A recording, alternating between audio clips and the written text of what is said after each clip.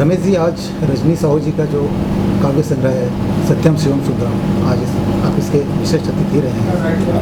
तो इस कार्यक्रम के बारे में कुछ बताएं और आपसे रजनी जी ने किस तरह से अप्रोच किया था और आपने अध्यक्षता यहाँ पे जो अतिथि के रूप में आमंत्रण को स्वीकार किया था। रजनी साहू जी एक उदीयमान कवित्री और बहुत अच्छा लिखती हैं। आज सत्यम शिवम सुंदरम इस काव्य संग्रह का जो यहाँ पे लोकार्पण हुआ बहुत सुंदर था। काफ़ी विद्वतजन इसमें उपस्थित थे, विशेष रूप से डॉक्टर राजाराम त्रिपाठी जो पर्यावरणविद और आदिवासियों की सेवा के लिए समर्पित हैं। ऐसे कई नाम हैं और जो निमंत्रण पत्रिका है उसमें सारे नाम मिल जाएंगे। रजनी जी ने अपनी जो संस्था बनाई है ये अपने माताजी के नाम पर, और ये जो काव्य संग्रह है ये काव्य संग्रह की अधिकांश कविताएं उन्होंने शब्द सुमन के रूप में अपनी माताजी को समर्पित कविताएं लिखी हुई हैं। इस संग्रह में कई विधाओं की रचनाएं आप देख सकते हैं। उसमें विशेष तौर पे कभी वो प्रकृति से बात करती हैं, कभी खुद से संवाद करती हैं। प्रतीकों और बिंबों का उन्होंने बहुत अच्छा प्रयोग किया है। जो छोटी कविताएं हैं वो बेहद अच्छी हैं। देखन में छोटी लागत घाव करत गंभीर, इस तरह की कुछ कविताएं हैं और इन कविताओं के माध्यम से रजनी जी बहुत कुछ कहते हुए समाज का भी प्रबोधन करना चाहती हैं। कविता का मुख्य मकसद ही यही होता है कि कुछ ना कुछ हम समाज को दें, क्योंकि समाज से हम बहुत कुछ लेते हैं तो देना भी हमारा फ़र्ज़ बनता है। और जिस विधा में हम काबिल हैं, जिस विधा में हम समर्पण कर सकते हैं, उस विधा में हम अपना समर्पण अर्पित करें। तो ये उनकी कोशिश है, ये उनकी तीसरा काव्य संग्रह है। इसके अलावा वो कई सामाजिक संस्थाओं से भी जुड़ी हुई हैं और उसके माध्यम से भी सेवा समर्पण का काम करती हैं। सर, आजकल जिस तरह से साहित्य की जो बदलाव आया है और जिस तरह से साहित्य से लोग आज की युवा विमुख होते जा रहे हैं, उस पर कुछ प्रकाश डालिए। आप उसके लिए कुछ कार्य करेंगे जब आप वरिष्ठ साहित्यकार लोग हैं? समाज का हर व्यक्ति साहित्यिक नहीं होता, कुछ लोग होते हैं। साहित्य पढ़ा जाना चाहिए, ये बिल्कुल सही है, सबके पास तक पहुंचना चाहिए। लेकिन ये सारा दोष उन युवाओं का भी नहीं है, कहीं ना कहीं हमारी व्यवस्था का दोष है। क्योंकि जब हमारी व्यवस्था में ही हमारी भारतीय भाषाएं नहीं हैं, तो जो हम लोग यहाँ पे चिंतन कर रहे हैं कि हमारी भाषाओं का साहित्य नहीं पढ़ा जा रहा है, तो हमारी व्यवस्था कुछ इस तरह की बन चुकी है कि भारतीय भाषाओं का अस्तित्व ही आज संकट में है। वैसे दौर बहुत जल्दी बदलेगा, मतलब आशा के किरण नज़र आ रहे हैं और ऐसा लग रहा है कि 200-250 सालों में जो अंग्रेजियत का माहौल इस देश में फैला और जितना तेज़ी से फैला, यहाँ तक कि गांव कस्बों तक पहुँच गया अंग्रेजी माध्यम के स्कूल, तो लोगों का क्या दोष है? क्योंकि अंग्रेजी जो है वो रोजी रोटी की भाषा बन गई। जो भाषा हमें रोजी रोटी नहीं दे सकती, भला कोई क्यों अपनाएगा? इसीलिए आज एक काम करने वाली बाई भी खूब मेहनत करेगी, खूब कष्ट उठाएगी, लेकिन उसका सपना होता है कि मेरा बेटा अंग्रेजी माध्यम के स्कूल में पढ़े, क्योंकि वो रोजी रोटी की भाषा बन गई है, वो प्रेस्टीज की भाषा बन गई है।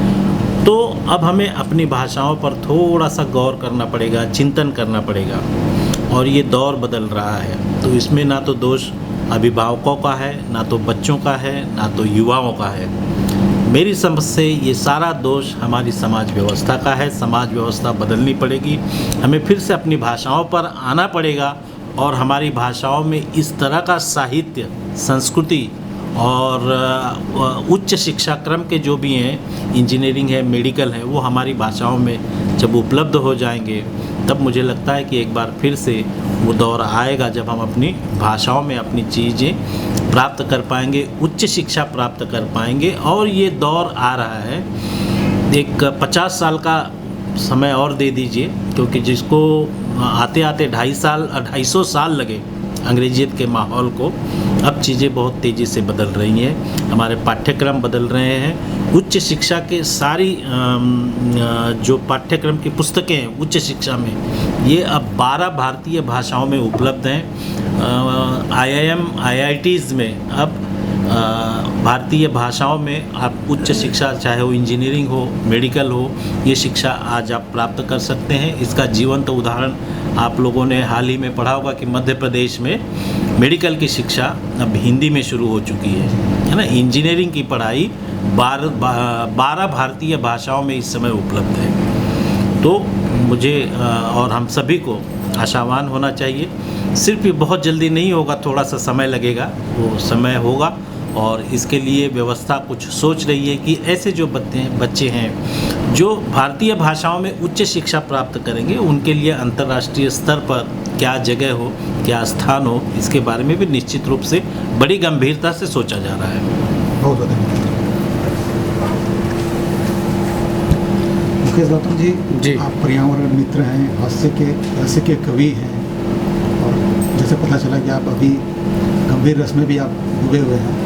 तो सर, आज इस कार्यक्रम के जो यहाँ पे बतौर अतिथि उपस्थित हुए हैं, तो किस तरह से आपको यह आमंत्रित किया गया है और रजनी साहू जी की जो किताब काव्य संग्रह सत्यम शिवम सुंदरम, उसके बारे में 2-4 लाइन अगर आपने पढ़ी होगी उसके बारे में कुछ बताएं हमारे चैनल को। देखिए, मैं साहित्यिक सांस्कृतिक गतिविधियों से जुड़ा हुआ हूँ। साहित्यिक आयोजनों के माध्यम से ही रजनी साहू जी से परिचय हुआ। उन्होंने आज के इस आयोजन के लिए आमंत्रित किया, मैं उनका धन्यवाद ज्ञापित करता हूँ। पुस्तक मैंने जितनी भी पढ़ी उसमें मैं रजनी साहू जी को एक नवोदित रचनाकार के रूप में नहीं बल्कि एक स्थापित रचनाकार के रूप में मानता हूँ। उनकी रचनाओं में उनकी जो रचनाएं हैं, उनकी जो कविताएं हैं, वो किसी भी स्थापित रचनाकार से कुछ कम नहीं है। रजनी साहू बहुत संभावनाशील रचनाकार हैं। ये सत्यम शिवम सुंदरम जो आज उनकी पुस्तक यहाँ पर लोकार्पित की गई, इसकी कविताएं बहुत प्रभावित करती हैं और मुझे लगता है कि आने वाले समय में वो हिंदी साहित्य को और अच्छी कविताएं और अच्छी रचनाएं और अच्छी कृतियाँ देंगी। सर, इस समय जिस साहित्य पर जो संकट मंडरा रहा है और आप अभी बताया कि आपने कुछ इसके लिए भी कुछ कार्यक्रम करने जा रहे हैं, उसके लिए थोड़ा सा और हमारे विस्तारपूर्वक कुछ बताओ। नहीं, साहित्य पे संकट मंडरा, हिंदी साहित्य पे कोई संकट नहीं मंडरा रहा है, ऐसा नहीं है। समय बहुत तेज़ी से बदलता है और ऐसा भी नहीं कि आज संकट आ गया और कल वो खत्म नहीं होगा। निश्चित रूप से, क्योंकि माध्यम बदल रहे हैं, संचार के माध्यम बदल गए हैं। आज पहले लोग किताबों को में पढ़ते थे, आज भी किताबें पढ़ते हैं, आज किसी दूसरे माध्यम से पढ़ रहे हैं। आज उसको आप लोग किंडल पढ़ रहे हैं, अपने टैबलेट्स पर पढ़ रहे हैं, पढ़ा जा रहा है। और हम लोग देखते हैं, हम जितने IIT, IIM और बड़े ऐसे शैक्षणिक संस्थानों में, बड़े बड़े इंस्टीट्यूट्स में, कॉरपोरेट में जाते हैं, वहाँ भी कविताएं सुनी जा रही हैं, कविताएं पढ़ी जा रही हैं। नए दौर के लोग बहुत अच्छी कविताएं लिख रहे हैं। हम ऐसे लोगों को भी देख रहे हैं कि जो लोग भले ही अंग्रेजी माध्यम में पढ़े हुए, हिंदी की बहुत अच्छी कविताएं लिख रहे हैं। साहित्य के ऊपर संकट नहीं है। साहित्य तो वैसे भी समाज का दर्पण होता है, जो समाज में घटित हो रहा है कहीं ना कहीं साहित्य में भी वही दिखता है। बहरहाल ये है कि कुछ प्रयास ज़रूर करने चाहिए सरकारी और गैर सरकारी स्तर पर भी, और कला साहित्य संस्कृति के संरक्षण के लिए सरकारी स्तर पर भी, गैर सरकारी स्तर पर भी और व्यक्तिगत स्तर पर भी जो प्रयास होने चाहिए। निश्चित ही उतने अच्छे प्रयास नहीं हो रहे हैं, लेकिन अगर अच्छे प्रयास किए जाएँ तो वो उसके परिणाम भी अच्छे दिखाई देंगे। सोनी जी, आज आपने पूरे कार्यक्रम का संचालन किया है, काफ़ी उत्साहपूर्वक किया है और काफ़ी अच्छे से किया है। आपके कई रस में जिस तरह से रस होते हैं, आपने यहाँ पर पूरा सभी जो भी आए थे, वो मंच पर आए थे, उनका भी आपने मनोरंजन किया है और साथ में जो सभागृह में बैठे थे उनका भी आपने। तो ये सर, रजनी जी ने आपको कब अप्रोच किया है और इसके जो आज के जो कार्यक्रम की रूपरेखा कितने दिन पहले बनी थी और इसके लिए आपने क्या क्या तैयारी की थी जी, इसके बारे में कुछ बताइए। ये रजनी जी को मैं विगत कुछ 5 या 6 वर्ष से जानता हूँ और जब मेरी पहली मुलाकात हुई तो यही मंच पे हुई, गोष्ठी में हुई।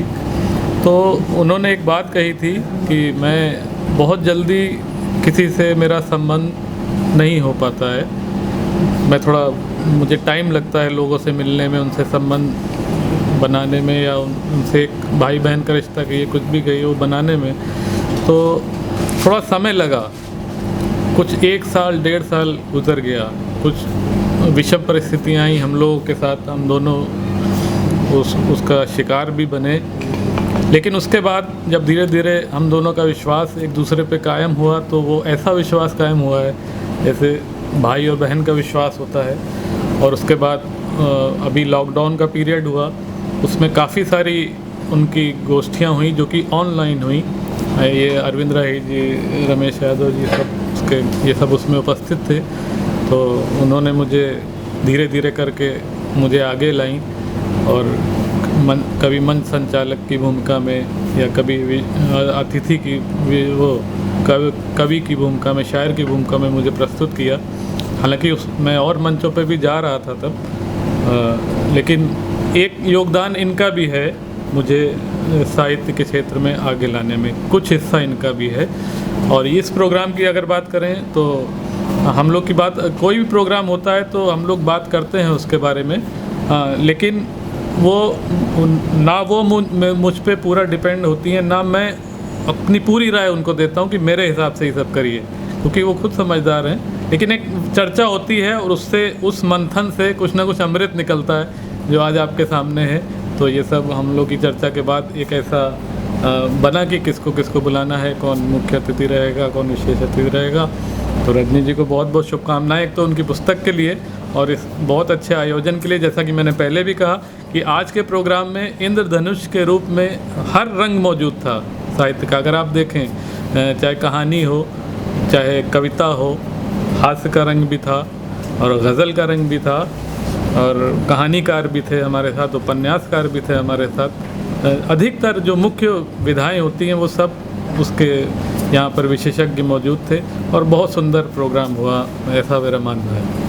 पुस्तक आपने पढ़ी होगी, तो पुस्तक में जो कविता मैंने क्योंकि हम लोग, इनका एक व्हाट्सएप ग्रुप चलता है, उसके माध्यम से इनकी कविताएं उसमें आती रहती हैं। तो पुस्तक मैंने इसलिए नहीं पढ़ी क्योंकि उनकी कुछ काफ़ी कविताएं वो ग्रुप में डाल चुकी हैं, तो उसमें मैंने पढ़ी है और मैं उनके ग्रुप में हूँ। और आज की पुस्तक तो विशेष रूप से उनकी माँ को समर्पित थी, तो उसमें से कुछ रचनाएं मैंने पढ़ी हैं। उनकी रचनाओं की विशेषता ये है कि बहुत लंबे लंबे वाक्य नहीं रहते हैं, छोटे छोटे वाक्य रहते हैं, लेकिन वो बहुत ही सारगर्भित रहते हैं और उसको आप जोड़ के देखेंगे तो कुछ ना कुछ उसका एक मतलब निकलता है। ये इनकी लेखनी की विशेषता है। बहुत बहुत धन्यवाद सर। छत्रसाल जी, आज आपकी श्रीमती रजनी साहू जी का जो पुस्तक का तीसरी किताब का यहाँ पर लोकार्पण हुआ है। काफ़ी साहित्य जगत के काफ़ी बड़ी बड़ी हस्तियाँ यहाँ पे आएंगी। तो यह कार्यक्रम कैसा लगा और आपका कितना सफल आयोजन में योगदान रहा? जी हाँ, सत्यम शिवम सुंदरम मेरी पत्नी, धर्मपत्नी श्रीमती रजनी साहू की पुस्तक है। जब ये पुस्तक मुद्रित होकर आई तो हमने बैठ के विचार किया कि इसका लोकार्पण कैसे किया जाए। तब लोकार्पण करने की विचार आया तो उसमें जगह का चुनाव करना, उसमें अतिथियों को आमंत्रित करना और अतिथियों का चुनाव करना, ये सब हम दोनों ने बैठ के किया। और इस संदर्भ में मुझे लग रहा है हमें करीब 2-3 महीने का टाइम लगा। उसके बाद हम लोगों ने डिसाइड किया कि मुंबई प्रेस क्लब में इसका लोकार्पण किया जाए। और हमारे जो अध्यक्ष थे वो छत्तीसगढ़ के बहुत सुस्थापित कवि, लेखक और सामाजिक कार्यकर्ता थे। तो हम लोगों ने काफ़ी उनसे डिस्कस करके, उनसे संवाद करके और उनसे प्रार्थना की कि आप इस समारोह का अध्यक्ष बनने का आमंत्रण स्वीकार करें। उसके साथ ही हमारे बहुत से और नवी मुंबई और मुंबई के लेखक और कवि जो प्रबुद्ध लेखक हैं वो भी इसमें सम्मिलित हुए। श्री रमेश यादव जी जो कि यहाँ काफ़ी कुछ साहित्य में अपना योगदान रखते हैं, मराठी साहित्य और हिंदी साहित्य में उनका भी योगदान रहा। उनके साथ भी बैठ के हमने रूपरेखा तैयार की और इस पुस्तक को लॉन्च करने और लोकार्पण करने में सभी का बहुत सहयोग रहा। फिर हमें कुछ मीडिया में भी आमंत्रण किया, तो 2-3 चैनल हैं, श्री गायत्री साहू जी, उनका बहुत योगदान रहा क्योंकि इसके वो फाउंडर मेंबर भी हैं।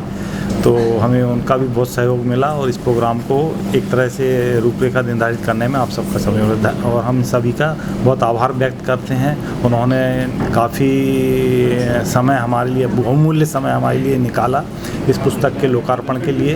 और जैसा कि आप जानते हैं कि इस समय मुंबई में काफ़ी बरसात भी है, काफ़ी वर्षा हो रही है, उसमें भी लोगों ने, श्रोतागण भी बहुत आए, काफ़ी अच्छा रिस्पांस रहा और मुझे लगता है कि इस पुस्तक को लोग पढ़ के और साहित्य में अपना रुचि रखते हैं वो सराहेंगे। धन्यवाद। रजनी जी, सबसे पहले बताइए, आज आपकी तीसरी काव्य संग्रह का आज यहाँ रिलीज हुआ है, सत्यम शिवम सुंदरम। तो कितना उत्साह है और कैसा लग रहा है ये कार्यक्रम आयोजित करके? मुझे बहुत अच्छा लग रहा है। ऐसा लग रहा है कि मतलब एक लेखक के लिए कविता लिखने के बाद में उसका लोकार्पण लोगों के सामने प्रस्तुत होके उसकी राय सुनकर उसमें क्या लोगों का सुधार की ज़रूरत है, क्या अच्छा किया, तो उत्साहवर्धन भी होता है। सकारात्मक उसमें देखें तो उसमें बहुत सारी जो हमारी कुछ जो गलतियां हैं उसको भी सुधार के हम लोग आगे बढ़ सकते हैं। और मैं अभी विद्यार्थी की अपने आप को मानते हैं और साहित्य अभी में सरोवर में सोच लीजिए अभी छोटा सा प्रयास है मेरा। अभी धीरे धीरे करके उसकी गहराई में जाके मुझे बहुत कुछ और सीखना है, पढ़ना है, लिखना है और मैं और अच्छी बेहतर कविताएं दे पाऊँ। आगे से मेरा प्रयास ऐसा रहेगा और मैं निरंतर अध्ययन करते रहूँ। आज गुरु पूर्णिमा के पावन अवसर पर आपकी माँ को समर्पित है यह संस्था सुधा साहित्य सामाजिक संस्था, तो आज ही का दिन आपने चुना था या फिर इस पुस्तक को रिलीज़ करने के लिए कोई और दिन? मेरी पुस्तक का रिलीज़ करने का दिन मैं एक तारीख और चुनी थी, लेकिन कुछ वाद विवाद की वजह से या समझ लीजिए कुछ जो होता है खैर अच्छे के लिए होता है, वो हम बात ना ही करें तो सही रहेगा। और ये वैसे देखा है मैंने, मेरे माताजी से संबंधित जो भी कार्यक्रम होते हैं उनका जो महाप्रयाण दिवस था, वट सावित्री की पूर्णिमा थी, तो जितने भी कार्यक्रम महत्वपूर्ण उनसे संबंधित हुए हैं वो सब पूर्णिमा के दिन हुए हैं। तो जो भी हुआ उसको हम सकारात्मक रूप में लेते हुए मुझे बहुत खुशी हुई। गुरु पूर्णिमा के दिन ये कार्यक्रम हुआ और गुरु की भी विशेष कृपा है। हमारे जो अंतरिक्ष में गुरु तत्व हैं वो प्रत्यक्ष रूप से मेरे साथ हैं और मुझे मनोबल प्रदान कर रहे हैं और मैं इसको बहुत एक आध्यात्मिक इत्तेफाक भी कह सकते हैं। एक संयोग ऐसा हुआ कि ये पूर्णिमा के दिन हुआ, ये मेरे लिए बहुत गौरव का विषय है। आज इस समारोह में साहित्य जगत की काफ़ी बड़ी बड़ी हस्तियां यहाँ पर सभागृह में उपस्थित हुई थी, तो उनके लिए बताइए कि किस तरह से आप उनको इस एक मंच पे एक सभागृह लाने में आपने कितनी मेहनत की और किस तरह से उनको आपने अनुरोध किया और कैसे राजी हुए, उसके बारे में कुछ बताएं। ये एक रमेश यादव जी से तो बात हमेशा होती रहती थी, तो एक इस तरह से एक संयोग होना ये एक देवी चमत्कार से कम नहीं है मेरे लिए। और मैंने कुछ भी प्रयास नहीं किया है, सिर्फ ये बिना प्रयास से किसी के आशीर्वाद या माताजी के आशीर्वाद के फलस्वरूप हुआ है, या जो भी कहें या मेरे कर्म का जो रहता है, जैसा कर्म करते हैं वैसा फल मिलता है, तो एक इस तरह का हम एक संयोग मानते हैं। मुझे बिना प्रयास के ही सबका आशीष, सभी जो मान्यवर आए, सभी इतने प्रसिद्ध साहित्यकार, वरिष्ठ साहित्यकार का सानिध्य मिला, ये मेरे लिए सौभाग्य और मेरे लिए गौरव का विषय है। इसमें से सबसे पहले तो हमारे जो समारोह अध्यक्ष थे डॉक्टर राजाराम त्रिपाठी, वो बस्तर से सिर्फ एक फ़ोन करने पे ही सिर्फ कार्यक्रम के लिए आना, ये बहुत मेरे लिए, एक बार बोलने पर उनके लिए उनकी सहमति मेरे लिए बहुत आश्चर्यजनक भी था और मेरे लिए बहुत खुशी की बात भी थी। फिर डॉक्टर रमेश यादव जी हमेशा से मेरे मार्गदर्शक रहे हुए हैं, हमेशा उनका साथ रहता है, वो उनका आने भी मेरे लिए बहुत सौभाग्य की बात रही है। फिर हमारे इस क्रम में अरविंद राय जी को मैंने बात की तो अरविंद राय जी भी तुरंत तैयार हो गए। फिर आनंद श्रीमाली जी आए, वो भी तुरंत ही उन्होंने भी अपनी सहमति प्रकट करी। प्रमोद कुश जी हमारे साथ हमेशा हर कार्यक्रम में रहते हैं और जितने भी वरिष्ठ हमारे साहित्यकार थे वो हमारे साथ में आना, मुकेश गौतम जी हैं, उनका भी एक बार में हाँ बोलना, ये सब मेरे लिए बहुत आश्चर्य था और हम खुद विश्वास नहीं कर पा रहे थे कि ये कैसे संयोग बना, क्या हुआ। ये सब मेरे लिए किसी चमत्कार से कम नहीं है। और साथ में अश्वनी उमेश जी का साथ हमेशा रहता है और सबका सहयोग मिला घर से सब। अच्छा, आपका जो काव्य संग्रह है सत्यम शिवम सुंदरम, इस किताब को लिखने की प्रेरणा कैसे मिली आपको और कितनी इसमें कविताएं हैं और किस रूप में है सारी कविताएं? ये कविता की प्रेरणा मेरी माताजी से मिली है। उनके जाने के बाद में वो जो विरक्ति का भाव और वैराग्य का भाव हुआ, उसी से मैंने प्रेरित होकर ये कविता लिखी है। सारी बहुत सी रचनाएं मेरी माँ पर समर्पित हैं। कुछ आध्यात्मिक जीवन पर हैं, जीवन दर्शन पर हैं, प्रकृति से संबंधित हैं कुछ कविताएं, कुछ से अपना संवाद करते हुए, आत्मविश्लेषण करते हुए कुछ कविताएं लिखी गई हैं और मानवीय मूल्यों से आधारित मैंने प्रेरित होकर ये कविताएं लिखी हैं। और एक श्रोताओं की रुचि इस तरफ बढ़े, इस तरह की कविताएं पसंद करें, ये शायद उतना दावे से नहीं कहा जा सकता। ये मैंने पाठकों पर, उनकी प्रतिक्रिया उन पर निर्भर करती है। अभी आपकी अगली किताब, ये तो तीसरी किताब होगी, इसके बाद हम आपकी अगली किताब की प्रतीक्षा कब तक कर सकते हैं? इसी साल कर सकते हैं? अगले साल ये कब होगी ये पता नहीं, लेकिन ये अनुभव और भाव के साथ होगी और ये होगी। बहुत मेरे मन में उद्गार थे, मैंने नर्मदा के तट पर ये सोचा था। इस कविता का शीर्षक होगा मोक्ष के द्वार पर, और ये कविता